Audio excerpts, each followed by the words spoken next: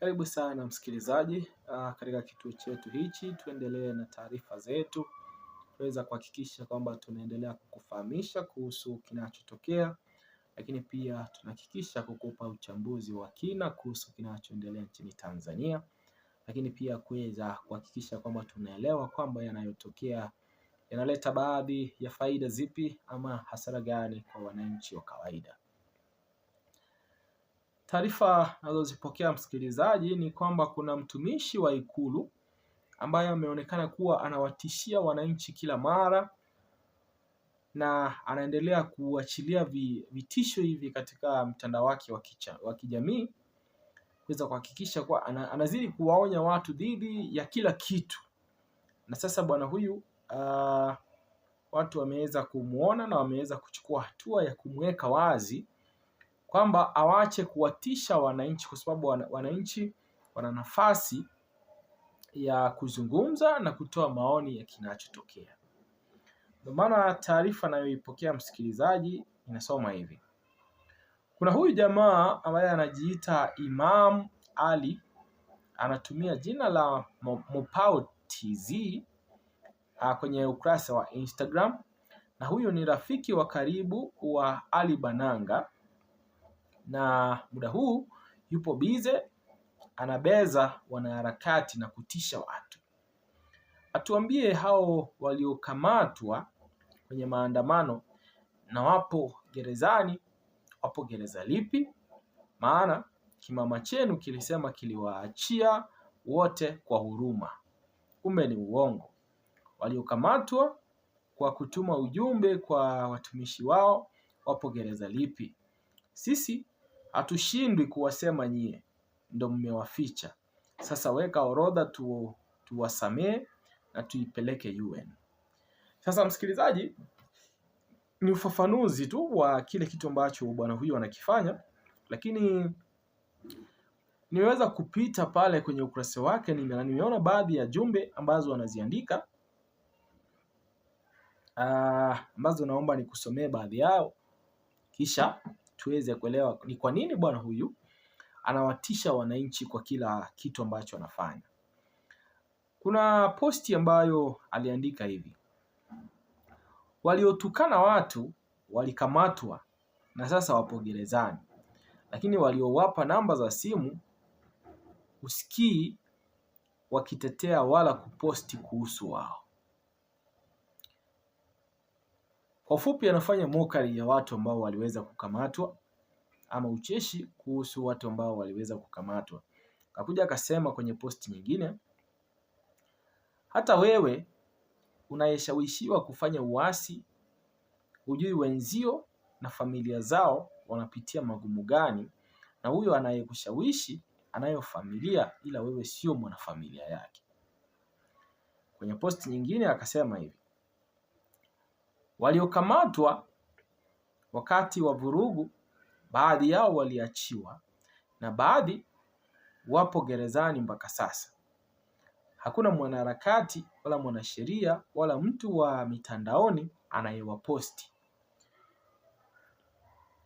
Posti kama hii msikilizaji inaonyesha kwamba anawasambazia watu woga kwamba hata wewe ukikamatwa hakuna mtu atakayeweza kukuongelea. Yani utakapokamatwa kwa kuzungumza ukweli itakuwa ni wewe na gereza, na hakuna mtu atakayetoka kukushabikia ama kuhakikisha kwamba umeachiliwa.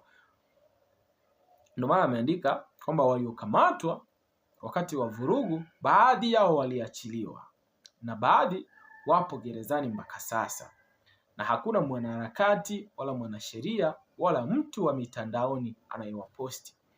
Elewa kwamba msikilizaji, Samia alisema kwamba watu waliweza kukamatwa baada ya vurugu zile za Oktoba 29 waliweza kuachiliwa kwa huruma wake, lakini huyu anatudhibitishia kwamba watu hawa hawakuachiliwa wote. Yani kuna baadhi waliachiliwa, lakini kuna wengine wamebaki na ambao wanahisi kwamba hakuna mtu ambaye anawapigania. Ndio maana amesema kwamba waliokamatwa wakati wa vurugu, baadhi waliachiliwa na baadhi wapo gerezani mpaka sasa.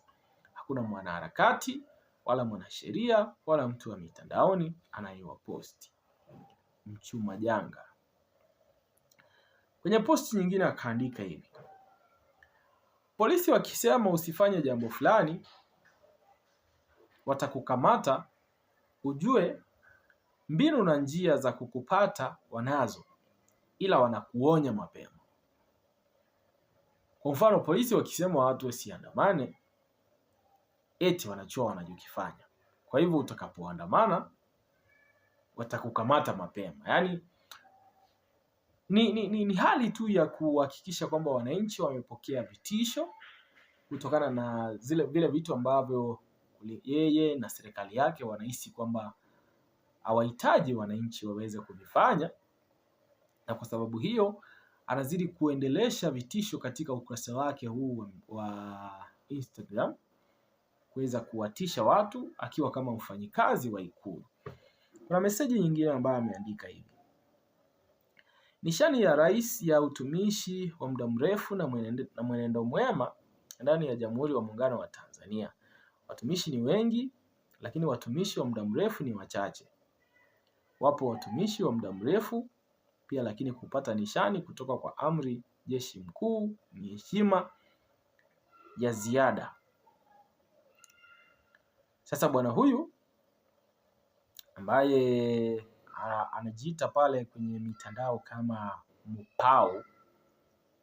Mupao TZ ndo anaweza kuendelesha, msikilizaji, hali hii ya kusambaza vitisho kwa wananchi kuweza kuhakikisha kwamba maandamano ya Sabasaba watu wamepata kuonywa kutokana na maandamano hayo, ama dhidi ya kutokea, kuweza kuonyesha kile ambacho wanahisi kwamba hakiko sawa. Lakini bwana huyu anakuhakikishia kwamba polisi wapo tayari kuweza kuhakikisha kwamba wanakamata mtu yoyote atakayeweza kuhakikisha kwamba ametoka siku hii ya maandamano kufanya maandamano haya ya Sabasaba, kwa sababu anahisi kwamba polisi wakishatoa onyo wapo tayari kudhibiti kile ambacho wamekisema, na wana nia na wana kila kitu ambacho kinawasapoti kuweza kuhakikisha kwamba wamefanikiwa kuyazuia maandamano yale kutokea.